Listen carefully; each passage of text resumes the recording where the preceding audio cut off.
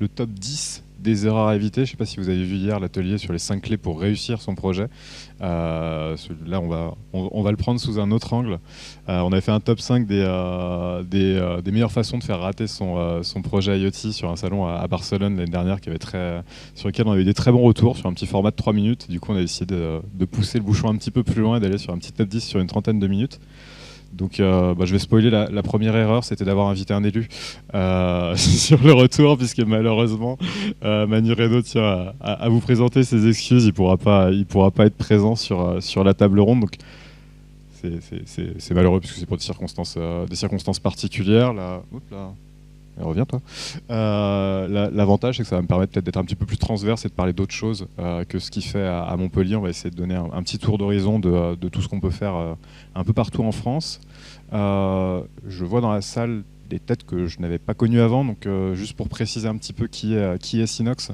On est éditeur de plateformes IoT, on est basé à Montpellier, on est 45, on existe depuis 2005, donc on est une vieille start-up. En tout cas, le up est toujours là, mais le start est un peu plus loin. Notre spécialité, c'est l'intégration et la visualisation de données issues d'objets connectés et pourquoi pas d'autres flux de données comme on va le voir. Et donc, on va commencer ce top 10 des erreurs. Pourquoi parler des erreurs ? Déjà parce que tout le monde parle de ce qui marche bien et des super réussites, et du coup, quand on veut se démarquer, c'est bien aussi de parler de ce qui ne marche pas. Et aussi parce que quand dans un projet IoT, il y a un endroit où ça marche pas, c'est sur la plateforme IoT qu'on va le voir. Donc l'idée, c'est aussi de donner des clés pour fluidifier les projets et de faire en sorte que tout soit le plus efficace possible. Donc on va commencer par l'erreur la plus classique quand on lance un projet d'IoT, d'objets connectés, c'est de commencer par le choix du capteur. J'ai vu ce capteur-là, il a l'air super, j'ai envie de le déployer sur ma collectivité.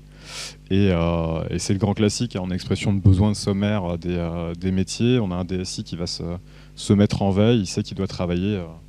D'un exemple qu'on a eu récemment sur un syndicat numérique qui était de trouver un capteur de contrôle des rejets d'eau. Voilà, l'expression de besoin, quand je dis qu'elle est sommaire, c'était ça, qu'elle s'arrête là. Donc le rejet d'eau, qu'est-ce que c'est ? Est-ce que c'est détecter les niveaux d'eau qu'il y a pour calculer la quantité de rejet ? Est-ce que c'est de calculer les débits ? Est-ce que c'est de calculer la qualité d'eau ? En fonction de ça, vous avez des capteurs qui sont très différents, et surtout vous avez des prix de capteurs qui sont très très différents. Donc c'est pas anodin du tout. Et puis même sur un cas d'usage bien cerné, par exemple comptage de piétons suivi d'affluence sur un centre-ville, sur une zone commerçante. C'était des choses qu'on fait beaucoup, notamment dans le cadre de programmes Action Cœur de Ville ou de revitalisation de centre-ville. On a des capteurs qui sont très bien, qui sont très discrets, qui ont une super autonomie, qui par contre envoient leurs données une fois toutes les 24 heures. Donc ça, c'est pas gênant quand on le sait. Mais quand on se dit c'est super parce que comme je mesure mes flux de fréquentation en centre-ville, je vais pouvoir alerter la police municipale si j'ai une surfréquentation, etc. C'était pas le bon choix de capteur. D'où l'intérêt. En fait, on a remarqué, et d'ailleurs Manu Reynaud aurait été ravi d'en parler parce que c'est un vrai sujet sur l'adhésion des métiers, sur le fait d'embarquer les agents qui vont utiliser les outils sur ces sujets-là.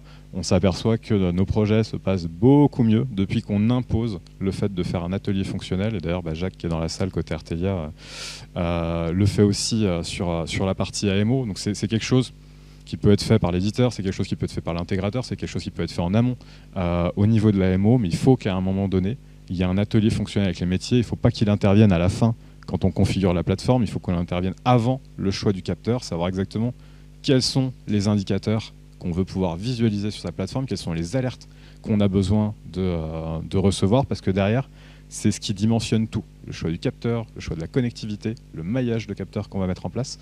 Et du coup, c'est absolument fondamental.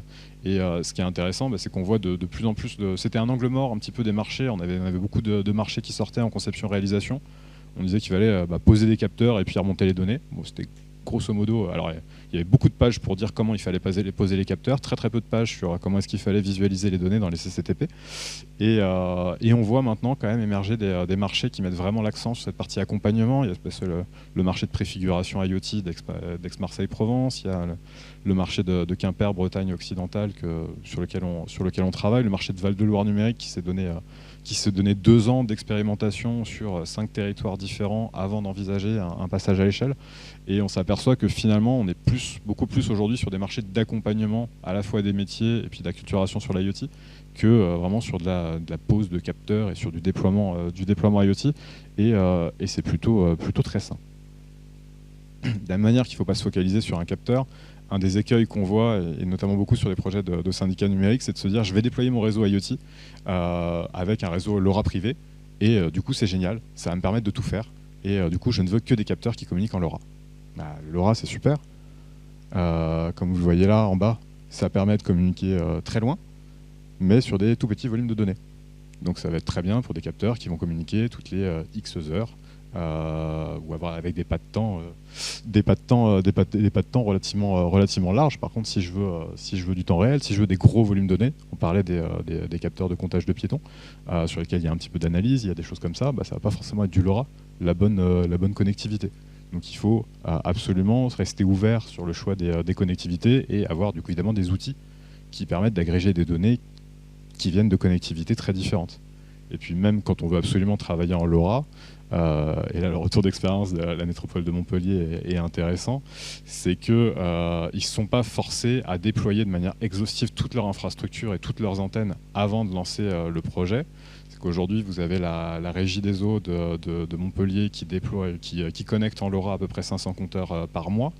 Ils n'attendent pas forcément qu'il y ait une antenne à proximité pour le faire. Ils se disent d'abord on commence sur du LoRa public opéré par Orange, et puis au fur et à mesure que le réseau de la DSI se déploie, on viendra se raccorder à ce réseau privé-là. Donc voilà, il faut rester très ouvert en termes de connectivité. N'hésitez pas à me couper, à rebondir, l'idée c'est que ce soit interactif, parce que si je suis juste là à dire ce qu'il ne faut pas faire et ce qu'il faut faire, c'est pas très rigolo. Donc l'idée c'est aussi d'avoir des échanges avec vous au fur et à mesure. Et de manière très macro, là aussi, je dis qu'il ne fallait pas se focaliser sur un seul capteur, il ne faut pas se focaliser sur un seul réseau. Et l'éditeur de plateforme IoT que nous sommes va aussi vous dire qu'il ne faut pas se focaliser sur une seule plateforme, ce qui est un peu paradoxal. Mais l'idée dans un projet IoT, c'est qu'en fonction des maturités d'usage et des besoins de chaque service et potentiellement de chaque interlocuteur dans les services, on ne va pas forcément avoir besoin des mêmes outils.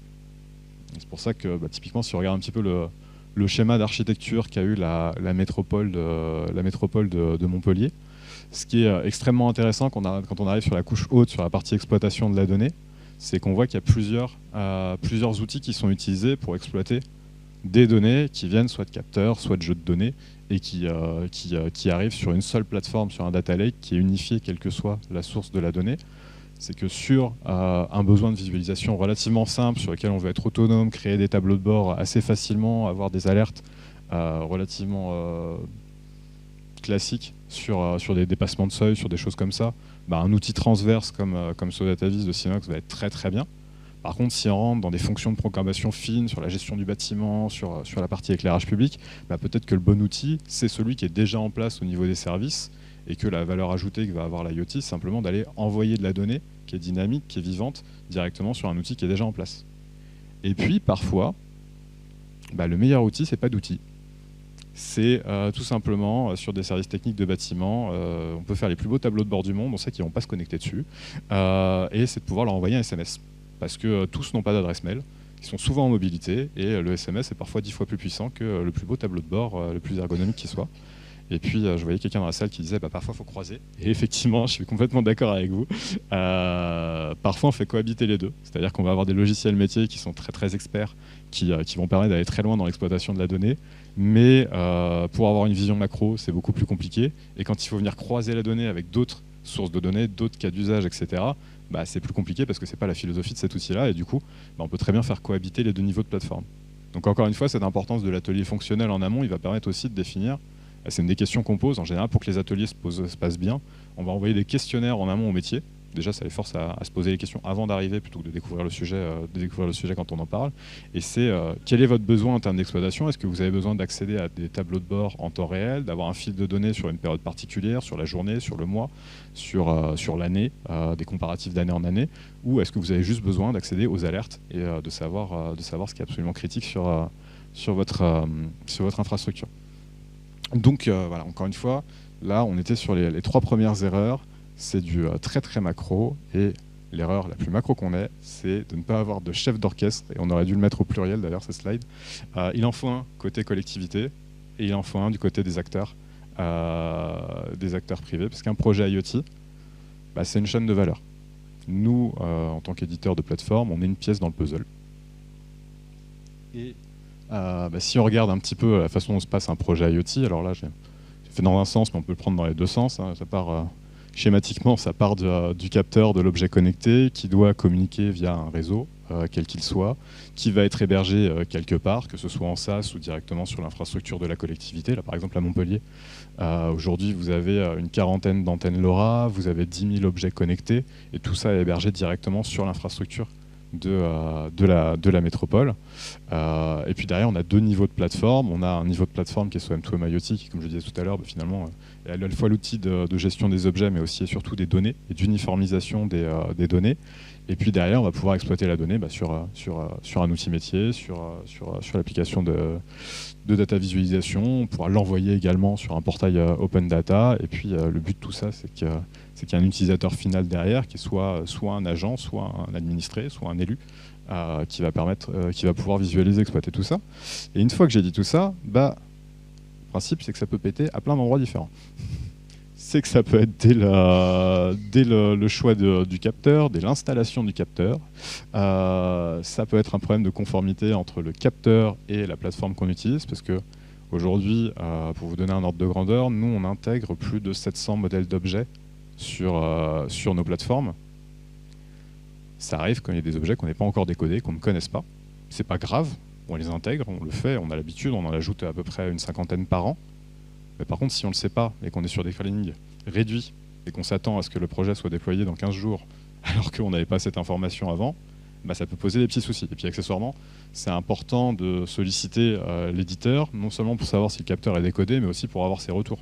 Parce qu'en général, sur chaque cas d'usage, on a 4 ou 5 capteurs qui ont déjà été décodés, et à peu près autant de plâtre qu'on a pu essuyer.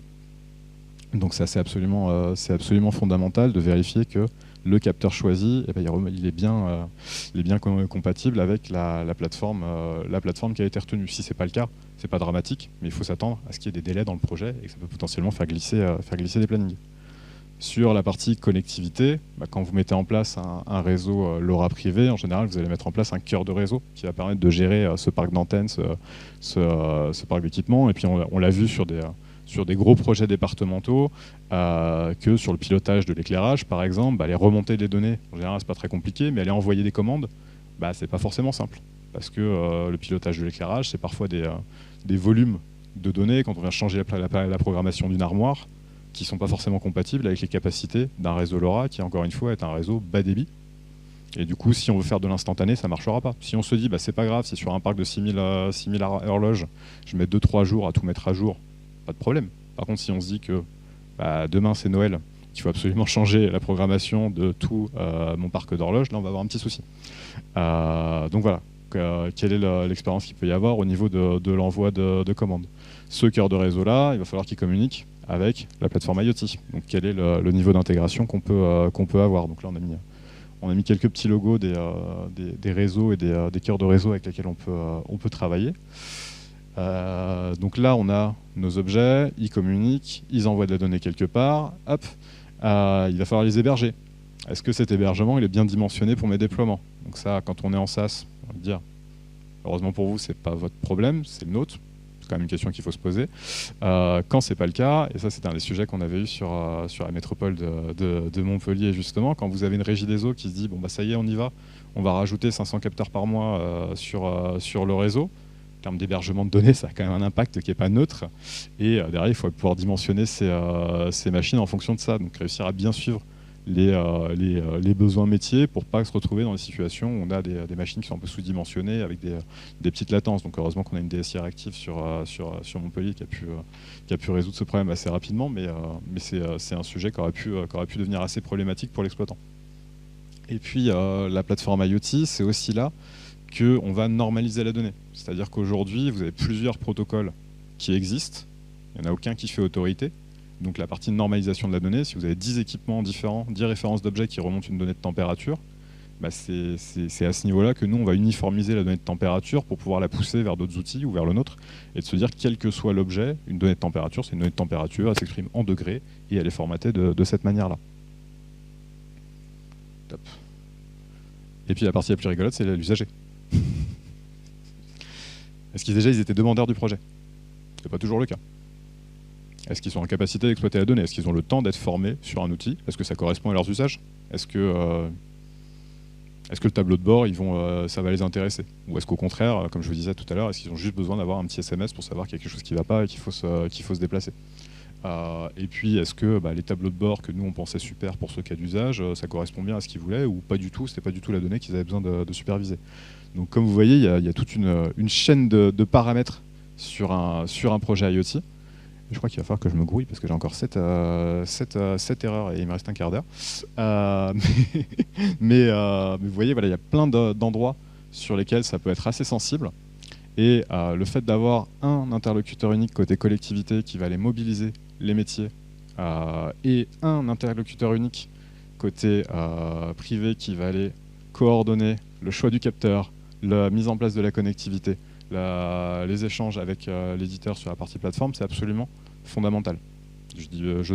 Après, ça peut être à plusieurs endroits du groupement, il n'y a pas forcément de religion sur la façon de se être organisé, mais il faut qu'il y ait une tête de chaque côté et que les deux se parlent pour pouvoir coordonner tout ça. Et là, encore une fois, il fallait que ça tienne sur un slide, mais on peut vous raconter plein d'anecdotes sur plein d'autres erreurs qui peuvent arriver, plein d'autres endroits sur lesquels on peut avoir des fragilités. Mais voilà, l'idée, c'est un projet IoT, c'est pas complexe techniquement, mais c'est vraiment très souvent, 90% des cas, les problématiques qu'on a, c'est les problématiques de gouvernance.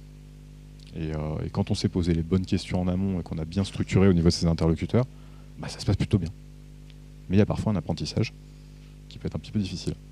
Et justement, l'apprentissage, ça passe souvent par un POC.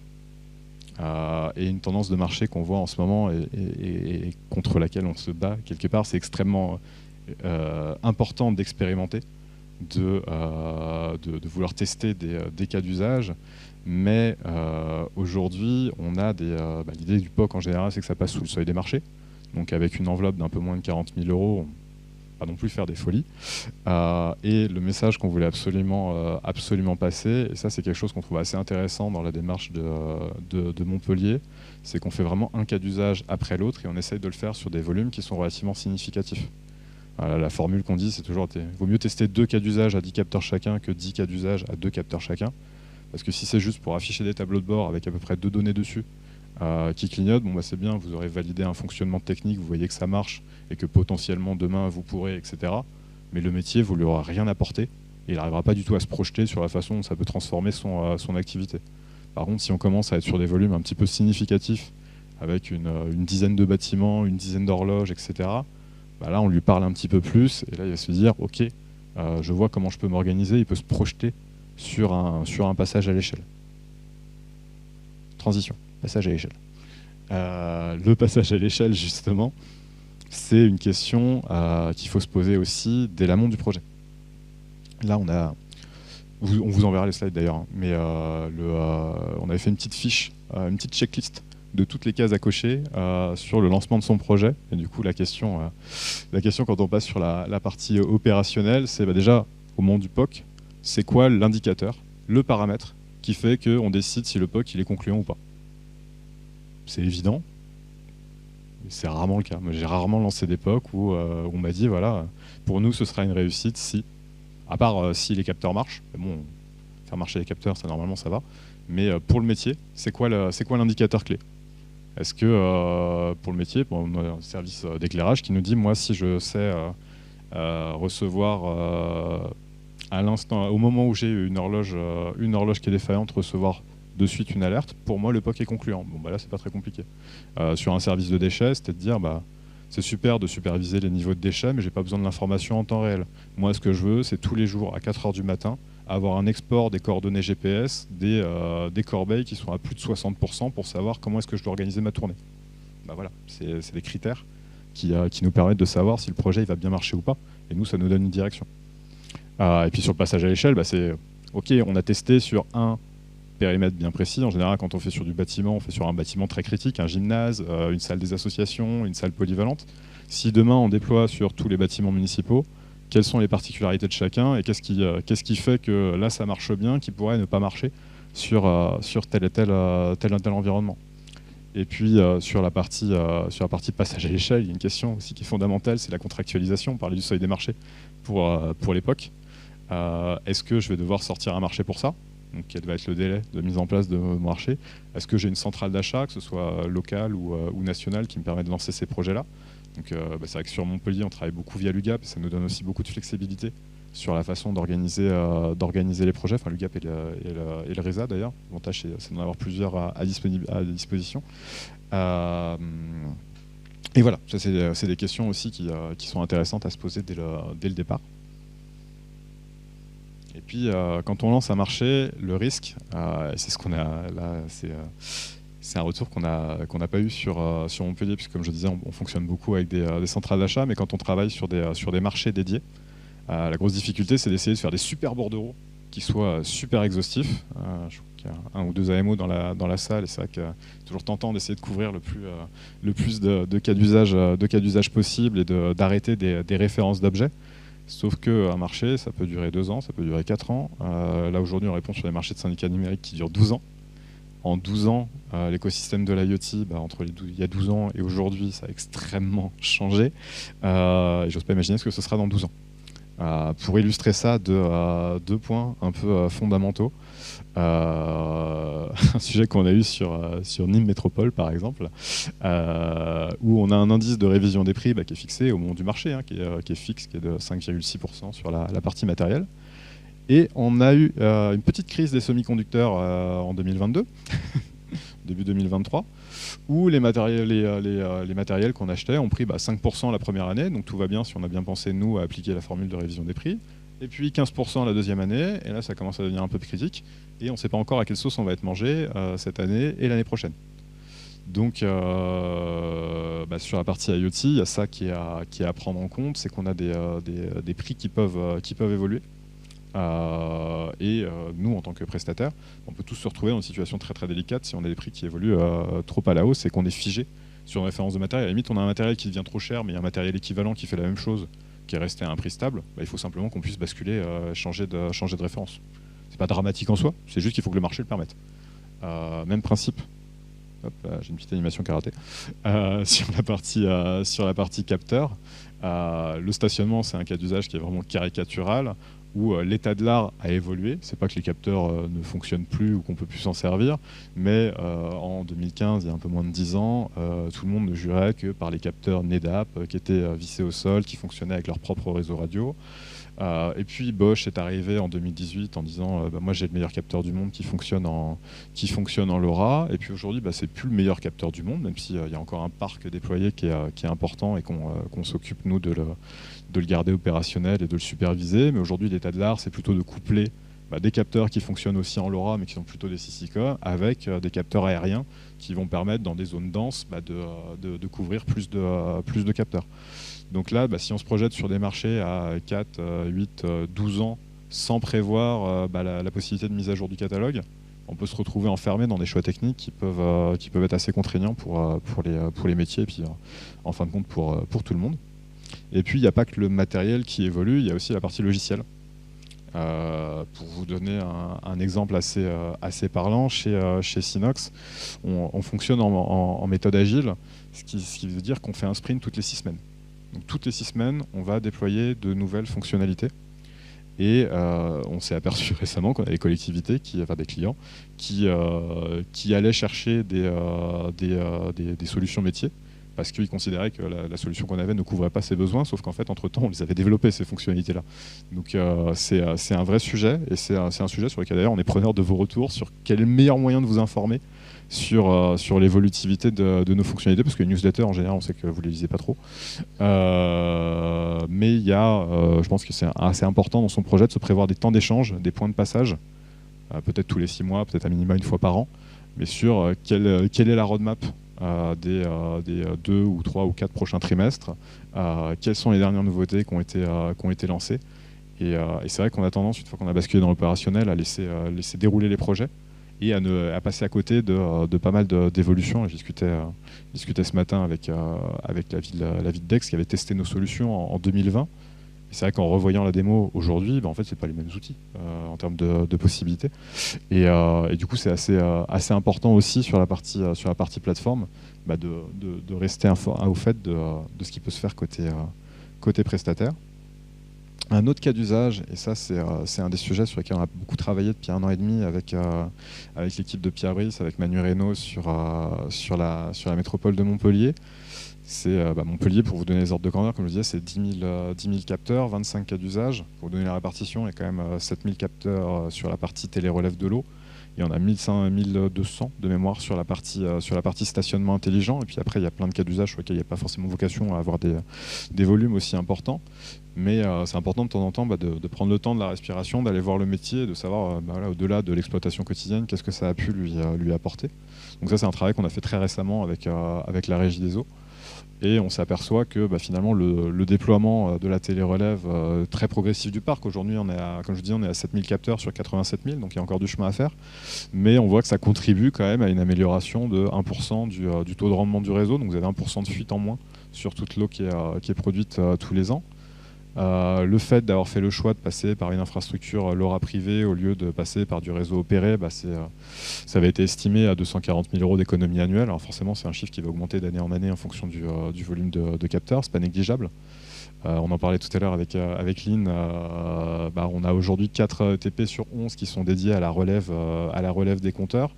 On estime qu'à la fin, quand le parc sera déployé, il n'y aura besoin que d'un et demi. Donc ça fait quand même 2 ETP et demi qu'on va pouvoir réallouer à d'autres fonctions. Donc ça génère d'autres problématiques sur l'accompagnement, de la transformation des métiers, sur l'accompagnement des agents, sur la formation. Mais c'est des problématiques plutôt positives. Et puis un ROI qui est difficilement mesurable, mais que la régie n'avait pas du tout anticipé et qu'elle apprécie beaucoup aujourd'hui, c'est que ça a complètement transformé sa relation avec ses clients, parce que quand ils ont mis en place la télé-relève, ils ont été voir leurs clients sur la partie technique, ils ont dû discuter sur des interfaçages avec les outils que leurs clients utilisaient eux pour pouvoir leur pousser la donnée. Ils nous disent que ça a considérablement fluidifié la relation qu'ils pouvaient avoir eux avec leurs usagers, et que ça c'était pas matérialisable sur un slide, mais par contre c'était inestimable pour eux au quotidien. Et j'en arrive à mon erreur numéro 1, histoire de finir sur une note positive. L'erreur à ne pas faire, c'est de penser que tout va bien. C'est le grand classique, c'est qu'une fois qu'on a essuyé tous ces plâtres-là, qu'on s'est mangé toutes ces choses-là, on pense que le projet il tourne. Et puis on le laisse vivre, et puis on passe à autre chose. Et puis les gens chez vous, ils évoluent aussi, ils changent de poste, et puis il y a des nouveaux qui arrivent, et ils ne sont pas formés sur la solution, et ils ne savent pas ce qui se passe. Et puis comme ils sont nouveaux, ils ont envie de lancer des nouveaux projets, des nouveaux outils, et on se retrouve à des situations un petit peu cocasses parfois. Et j'ai pas de slide pour illustrer, parce que c'est visuel, ça parle. Et c'est extrêmement important. Nous, c'est une des préconisations qu'on a et qu'on essaie d'intégrer maintenant de plus en plus systématiquement dans nos contrats, c'est de refaire une formation tous les 18 mois. Donc ça répond aussi à la problématique de suivre l'évolutivité des plateformes. Tous les ans, c'est peut-être un petit peu contraignant, c'est peut-être un petit peu trop, mais il ne faut pas attendre beaucoup plus. Donc 18 mois, c'est un bon point d'équilibre. Et du coup, le fait de reformer régulièrement ces agents, c'est aussi une clé. On va beaucoup parler d'échecs, mais finalement, la conclusion de tout ça, c'est de parler de réussite des projets. Et encore une fois, la formation et l'adhésion des agents, c'est quelque chose d'absolument fondamental. Et puis, moi, je vous ai beaucoup parlé des erreurs qu'on a pu voir et qu'on a pu faire. Et du coup, c'est votre tour.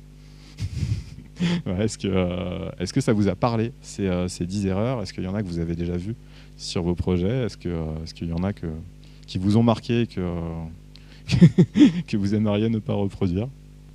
C'est une super question et c'est vraiment dommage que Manu Reynaud soit pas là parce que c'est un de ses cheveux, c'est un de ses chevaux de bataille.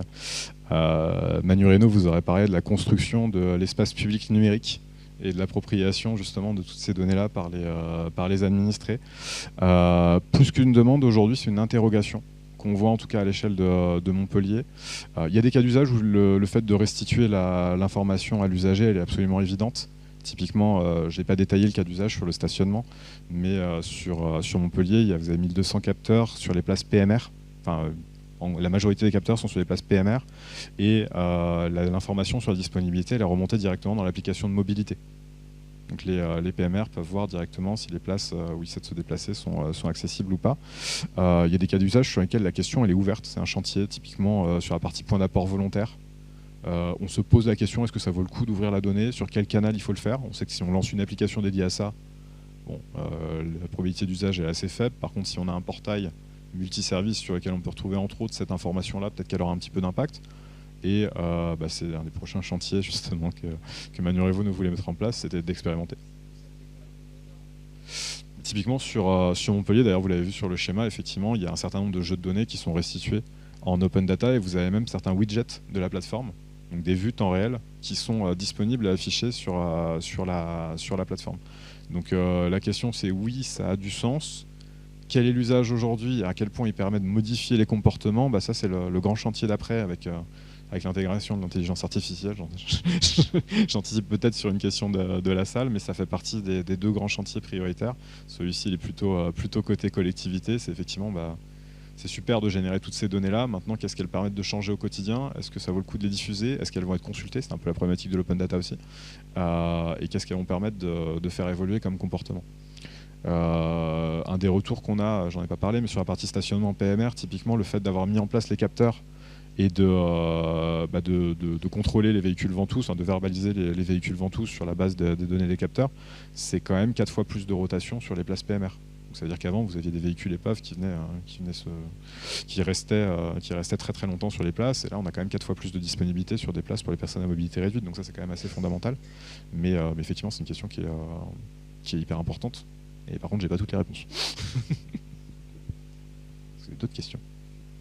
C'est vrai que c'est une problématique qu'on a aussi sur la qualité d'air dans les écoles, c'est une obligation de la mesurer, mais on a pas mal de collectivités où on dit la donnée nous oblige quelque part, parce que si on l'a, on va se sentir obligé de la communiquer. Et est-ce qu'on a envie de communiquer aux parents d'élèves sur le fait qu'on soit à 1200 ppm en moyenne pendant la journée sur leur salle d'école de classe? C'est des questions qui sont assez sensibles. Ça permet d'annoncer d'ailleurs un des prochains cas d'usage qui va être déployé, mais le fait d'équiper les cours des écoles en capteurs de qualité d'air extérieur. Ça permettra déjà de manière globale de mesurer un peu l'impact de la mise en place de la gratuité, mais c'est aussi sur certaines écoles pouvoir mesurer l'impact de la désimperméabilisation, de la revégétalisation des cours d'école, et du coup sur l'extérieur de l'école, mais du coup ça va être assez intéressant parce qu'on parle souvent de la donnée comme un outil d'aide à la décision publique, mais c'est aussi un outil d'aide à la justification de la décision publique et parfois à l'évaluation tout simplement de ce qui a été mis en place. Oui, effectivement, parce que c'est vrai que j'ai réussi à faire 30 minutes à parler de Synox sans montrer ce qu'on faisait, donc n'hésitez pas à venir voir à quoi ressemble la plateforme directement sur nos stands. On pourra notamment vous montrer un certain nombre des tableaux de bord qui ont été mis en place sur la métropole de Montpellier, mais aussi ailleurs. Merci beaucoup.